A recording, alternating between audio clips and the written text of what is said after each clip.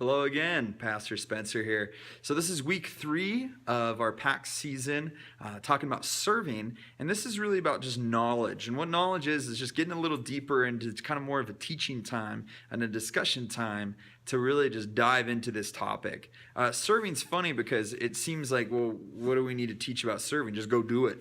But I think it's important to understand why in your head, why we serve with our hands. And I think oftentimes we miss the boat when it comes to just some ideas of why our heart and in our heart serving can be difficult.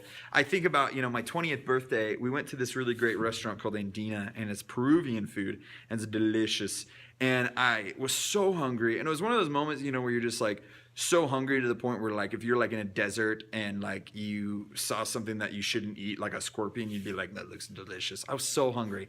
And I remember I got this rack of lamb, and it had if you ever Google Andina and look up lamb, it literally is like this ball of lamb, and then the teeth come out like this, and they look like goat's teeth. And I just remember the potatoes were amazing, and they're like golden crusted, and they're like crunchy on the outside, but so soft on the inside. And I remember I'm eating, and I'm just like enjoying it and the decadence of it, and my sister's like, "Hey, Spencer, can I have a bite of that?" And I was like, looked at her, and I was like, "Sister woman, are you serious?" No, I was just like ready to snap at her because it's so hard to give. And giving can be a real big struggle. Oftentimes, most of us don't have a ton of stuff. It's not like we're rolling in money. And as students, you probably don't have a ton of resources. It's not like you can go to your mom or your dad and just be like, "Yo, mom, dad, give me $1,000, please." We can't do that. And giving can be something that's really difficult. And as we talked about last week in depth, one of the things that Jesus talks about is this idea that how we give is important. Why are we giving? What are our intentions for that? I think a lot of times we give mostly to get something out of it. You think about Jesus said, "Hey, give in secret so your left hand doesn't know what your right hand is doing." Oftentimes, I think our heart is like, why are we doing that? We look at like mission trips. We look at opportunities to serve. Are we serving because we really want to help people? Or are we serving because, one, it makes us look good? Or, I don't know how many people serve because they're like, it looks great on college applications. I'm like, that's not a good reason to serve. Or two, we serve because it makes us feel good inside. And really, that's just almost like we're not serving because we care about these people and we love them. We want them to be happy and whole. But it's just this idea that's kind of backwards of that we serve for like our meeting our own needs. And, most of the time we can really realize that we're really selfish people, and I think it's because that's just our nature. When we sin and we look to ourselves first. And I think honestly that Christians and people that follow Jesus should be the greatest givers in the world. In fact, they should be so giving that people will recognize you as a Christian because of your giving. And I think a lot of us feel like, well, I don't have a lot to give. Right? And I look about oftentimes as a student, like offering plate would come around and I'd be like searching my pockets, like, what's up? What we got? And we got any money? No, I don't have any money. Well, how am I going to give? But there's this great story in Luke 20, and Jesus tells a parable about this woman who basically she's a widow and she goes to give offering. And if you guys don't know, back in the day, like they had these huge, just bronze offering bowls. And they didn't have paper money back then. They just had coins, so it wasn't like, make it rain. It was like dump out the coins. And when they would do that, you would hear it in the temple when someone would give. It would just be this like deafening, like, just like all this money hitting the bowl. And people would be like, wow, that guy's a real big giver. But it talks about this woman. She basically just has 2 denarii, which are like 2 pennies. And she walks over and she drops it in. And this other guy's like dumping out his money, like, and what's so interesting is Jesus says, I tell you the truth, that woman gave more than that man ever did. If I was one of the disciples, I'd be like, Jesus, you playing, because he's actually given way more money than she is. But he says, I tell you the truth, she gave out of her poverty. He gave out of his abundance. She gave more. And it's like one of those moments you're like, Jesus, mind blown. But all that to say is you do have something to give. You have your time, you have your energy, you have your words of encouragement, you do have some money. I used to like take my money and like go buy trading cards, with my lunch money. Man, then I realized like, oh, I could buy someone else a meal. I could buy one of the homeless guys I see every day some Gouda noodles, they're so delicious. But all that to say, I think oftentimes we need to look at the fact that we can't give expecting anything back.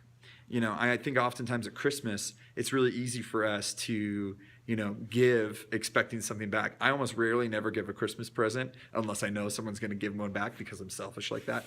But see, here's the thing. If we give with the expectation that someone's going to give back to us, that's not a gift. That's a loan or an investment. If I have this idea like, hey, I'm going to give you $5, I'm going to expect that you pay me back. I'm not giving you $5. I'm loaning you $5. Big difference. But check this out. I want to read this verse to you guys. It's 2 Corinthians 9. It says, this is Paul talking. And he says, remember this, a farmer who plants only a few seeds will get a small crop. But the one who plants generously, a generous crop. You must each decide in your own heart how much to give, and don't give reluctantly or in response to pressure. For God loves a person who gives cheerfully, and God will generously provide all you need.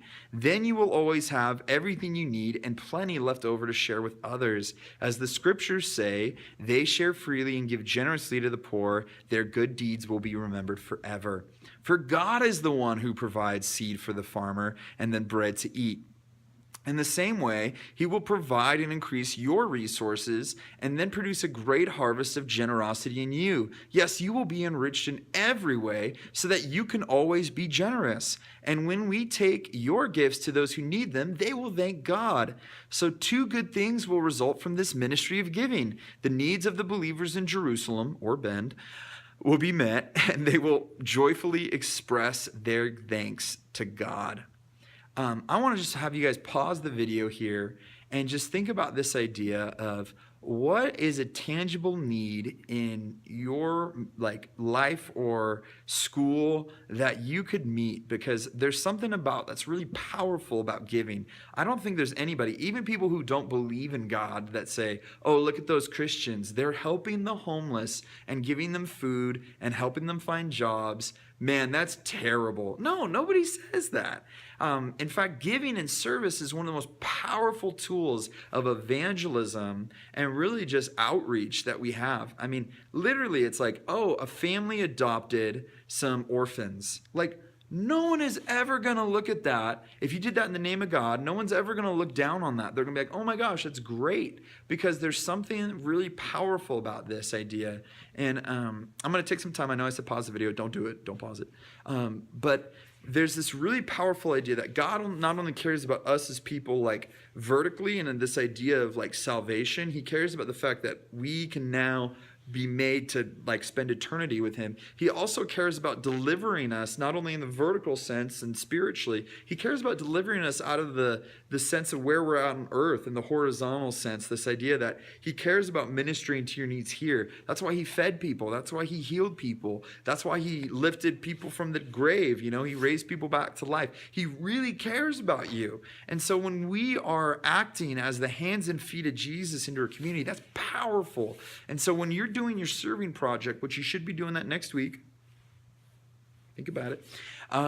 There's something really powerful about that. And so I want you guys to pause the video and talk about what are the tangible horizontal needs that we can meet, that I could individually where I'm at. There's one thing talking about you guys as a whole, but what are the needs that you guys can meet and how are you doing that? And just take about 5 minutes to talk about that. We're going to pause the video, discuss it, and come back.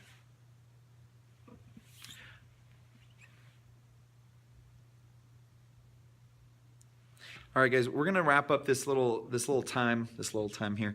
And I want you guys just to think about this idea of radical giving. And it's this idea of kind of a challenge. I'm going to give you just 2 quick stories. And actually, hang on a second. Talk amongst yourselves. I'll give you a topic.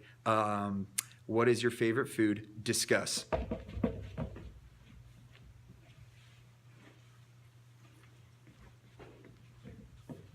Okay, back. Hey, so check this out. I remember that one of the most radical moments of giving that really rocked me was when I was in college and, one of my buddies was opening up his bag and he pulled out his laptop and I was like, dude, that's such a sweet bag. And he's like, thanks, bro.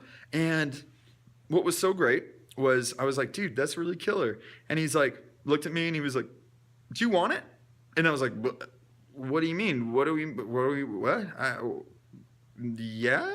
And he was like, I'll give it to you right now. Do you want it? I was like, sure, I guess. He's like, let's swap bags. How about that? I'll take your bag. And I had this like gross leather, icky, really small, almost like a purse, a merce, if you will, bag. And then he gave me this really sweet REI bag. And it's like, got all this stuff, super expensive. I mean, really good quality. I've had this thing for like 10 years almost now. And just dropped it. What's so amazing is it really rocked me, not because somebody gave generously to me, but it really rocked me because it made me say, what can I give in my life? And so it started to really cause me to look at situations where somebody was in a need, and I just said, let's do it. I remember I was going out to lunch with one of my friends, and we were going to this place called Kenny and Zook's, best Reuben place on the planet, change your life 5 times. And I went in there, and I was so focused on this that I got a Reuben sandwich, and you can only eat like half of it. And I had my other half, and I was so excited about taking it home because you can reheat it in the oven. It's super crunchy and so good. And I saw a homeless guy there, and I just was like, I got to give it to him. And even though this is my favorite sandwich on the planet, I literally went up to him. I'm like, this is my favorite sandwich. You're having it. And he was like, thanks. And that's it. And it wasn't like this great moment where God was like, oh, and we both like cried and he accepted Jesus right then and there. But what it does is it just opens up your heart to say, man, I'm not going to hold back anything from giving to people. And I just want you guys to think about this. Again, the best things you have to give are your time, because your time is valuable. You never get your time back. And so you giving it to somebody matters. So whether it's just you're listening to them, you're giving to them, you're serving them, whatever that looks like, it's important. Your encouragement, man, I encourage you guys at the end of this video, serve each other by praying and encouraging each other. Recognize things. Be like, hey, I see that you're a leader and I love that. Or I see that you are so giving and that is such a huge gift. God's going to use that. And gifts, man. I mean, whether that's financial, whether that's given to the church, whether that's like one of the coolest things I've ever heard of is the guy that does Tom's shoes, the little shoes that say Tom's shoes. What he does at the end of a lot of his presentations, he'd do this to like college students and stuff. He'd say, hey, everybody that wants to do this, I want to just challenge you. For every one of you that brings up your shoes and lays them on the stage, I am going to personally donate 2 shoes to match that. And we're going to give them to teens in this city that really need them. And man, you'd have like 80% of the people would just come up and drop their shoes off, walk barefoot home. I'm like, how rad is that? That's that kind of radical giving that I just want to encourage you guys to foster. So as you guys are wrapping up this time of just really diving into something, think about this C.S. Lewis quote. He says, a gift that doesn't cost you anything isn't worth giving. A gift that doesn't cost you anything isn't worth giving. How can you guys radically bless people in your community? And what is something you can do right now to really just make an impact just by giving radically? And I can't wait to hear about that. So let's take time to pray for one another, talk about your serving project, where you guys are going to meet up, how you guys are going to do that, and end your time together. And we can't wait to hear about what God did through this time. See you guys next week.